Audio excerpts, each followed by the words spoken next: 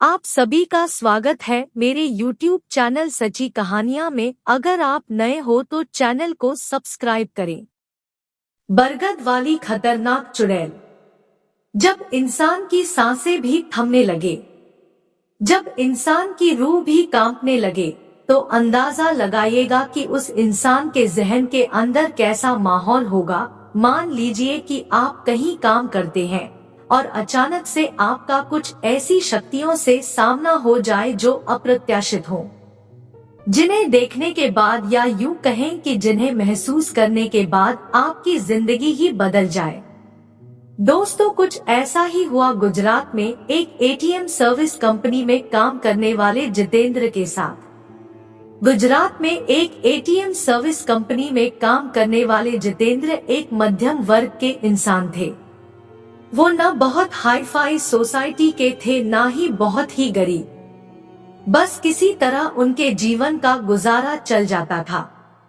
इतना वो कमा लेते थे। उनकी शादी को करीब 4 साल हो चुके थे। उन्हें एक बेटा भी था। वैसे तो जितेंद्र बहुत ज्यादा पूजा पाठ नहीं करते थे, या यूं कहा जाए कि बहुत ज्यादा इन चीजों में उनकी आस्था नहीं थी, और अगर रास्ते में कोई मंदिर या मस्जिद आ जाए तो अपना सिर जरूर झुका लेते थे।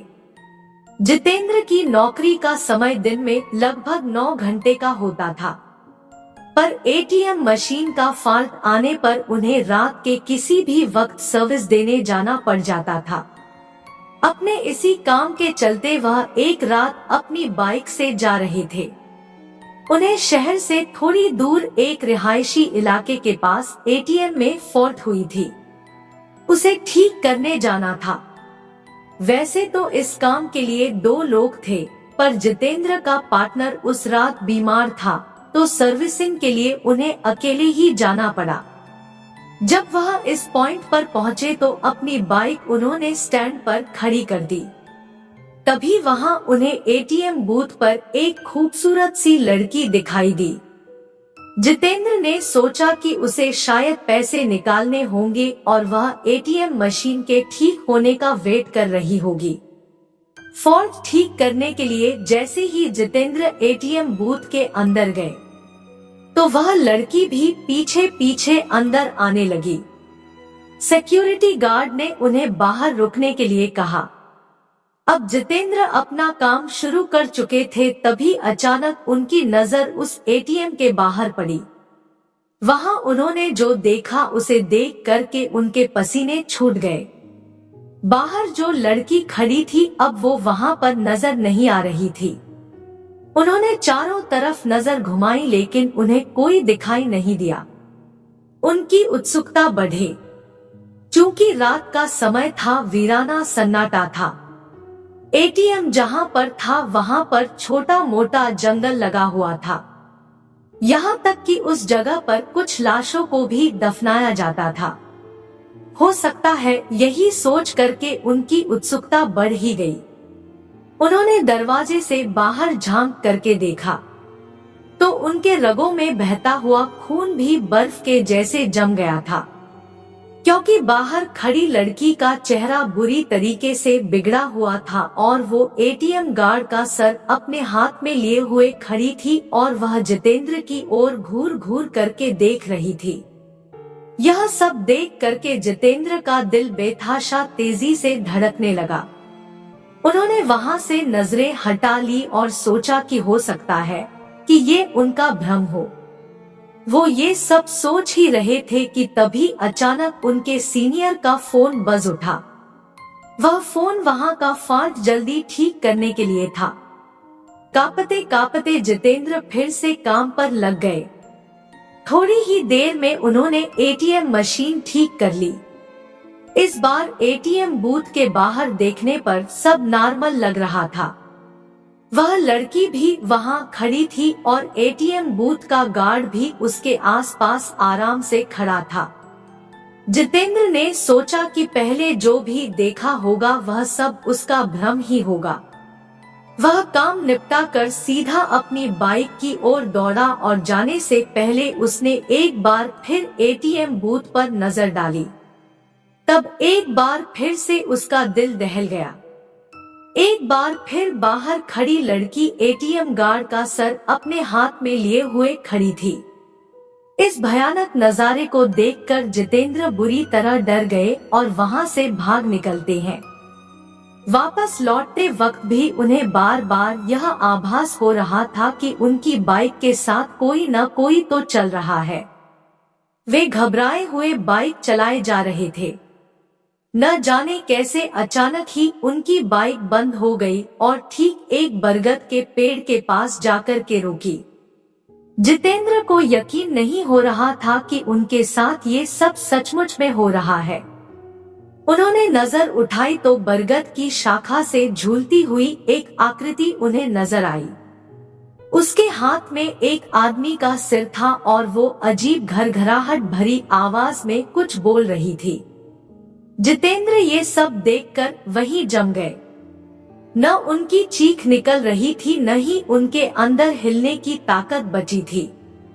अब तो आलम यह हो चुका था कि वह चुड़ैल पेड़ से नीचे उतर रही थी, वह भी उल्टे पांव।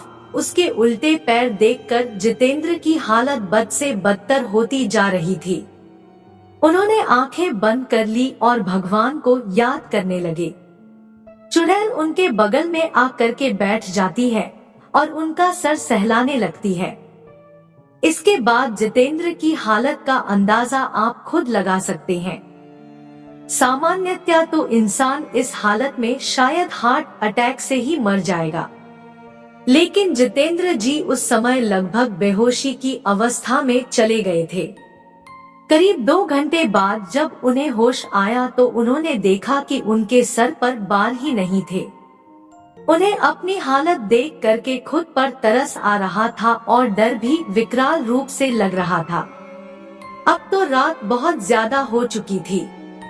उन्होंने दोबारा से गाड़ी को स्टार्ट किया, लेकिन गाड़ी स्टार्ट होने का नाम ही नहीं ले रही थी। बस उन्हें सुकून इतना था कि वो अभी तक जिंदा थे। लेकिन जैसे ही बाइक स्टार्ट हुई और उन्होंने बाइक को आगे बढ़ाया, वैसे उन्हें साफ साफ महसूस हुआ कि कोई पीछे उनकी गाड़ी पर बैठा है। कोई दिख तो नहीं रहा था, लेकिन उन्हें दोबारा से साफ साफ एहसास हुआ कि किसी ने उनके कंधे पर हाथ रखा है। वो वहीं पर हड़बड़ाकर ही गिर पड़े और वहीं पर बेहोश हो गए और उन्हें जब होश आया तो वे एक हॉस्पिटल पर थे। कुछ स्थानीय लोगों ने उन्हें बेहोश पड़ा देखकर हॉस्पिटल पहुंचा दिया था। इस घटना के कई महीने बाद तक जितेंद्र हॉस्पिटल में रहे। उन्हें होश नहीं आया, उन्हें कई महीने तक होश नहीं आया। कई महीनों बाद जाकर के उन्हें होश आया। इसके बाद धीरे धीरे करके वह सामान्य हो गए। लेकिन जिस दिन वे हॉस्पिटल को छोड़े, उसके बाद उस जगह को छोड़ दिया और दूसरे जगह आकर के बस गए। डर इतनी बुरी चीज होती है कि जो इंसान को बर्बाद करने में वक्त भी नहीं लगाती। उन्होंने बाद में ये पता करने की कोशिश भी नहीं की आखिर उनके साथ ऐसा क्यों हुआ और आखिरकार वो चुड़ैल कौन थी। लेकिन इन 4-5 दिनों में उनके भाई को कुछ ऐसी चीजें पता चली जो उनके भाई को भी डराने के लिए काफी थे। उन्हें पता चला कि जितेंद्र एक लड़की से प्यार करते थे। चूंकि जितेंद्र शादीशुदा थे, इसलिए उन्होंने उस लड़की को धोखा दे दिया। वह लड़की यह सहन नहीं कर पाई और उसी पेड़ के नीचे अपनी जान दे दी थी। जितेंद्र तो यह जान भी नहीं पा रहा था, क्योंकि जिस दिन उसने उस लड़की को छोड़ा था, उसके बाद से उन्होंने पलट करके कभी जानकारी लेने की कोशिश ही नहीं की। लोग कहते हैं ये वही लड़की है जो उस बरगद के पेड़ के पास रहती है। जो कोई भी उस रास्ते से गुजरता है, कभी कभी उसे असामान्य घटना का सामना करना पड़ जाता है। चूंकि जितेंद्र पहली बार उस रास्ते से गुजरे थे, इसलिए उनके साथ भी घट गई। लेकिन शायद उसने जितेंद्र को मारा नहीं हो सकता है। प्यार अभी भी बाकी है, लेकिन ऐसा करना हरदम गलत है। उनके भाई बाद में ये सारी बातें जितेंद्र को बताई। जितेंद्र बहुत पछतावा हुआ। लेकिन दोस्तों, गलती करने के बाद पछताने का कोई मतलब नहीं है। इसलिए दोस्तों, इस तरीके की गलती जिंदगी में कभी मत करिएगा और ना ही कभी किसी को करने दीजिएगा, क्योंकि हर एक इंसान अपने में बहुमूल्य होता है।